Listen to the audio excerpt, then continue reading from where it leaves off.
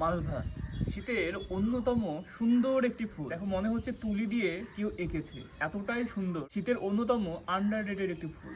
খুব কম মানুষের ছাদ বাগানে দেখতে পাবে এই ফুলটিকে। এত সুন্দর ফুল কেন রাখে না আমি জানি না।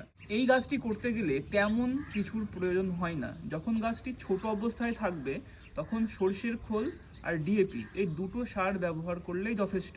যখন গাছে ফুল আসা শুরু হবে তখন দুটো সার আমরা দেবো, একটা হচ্ছে এনপিকে 10-26-26 আর একটা হচ্ছে লাল পটাশ। এই চারটে খাবার দিয়ে আমরা এইরকম সুন্দর একটি শীতের ফুল গাছ করতে পারি। এটা কোনো পার্মানেন্ট গাছ নয়, তবে লেট উইন্টার পর্যন্ত ফুল দেয়। প্রায় এপ্রিল মাস পর্যন্ত এই গাছটি আমাদের ননস্টপ ফুল দিয়ে থাকবে।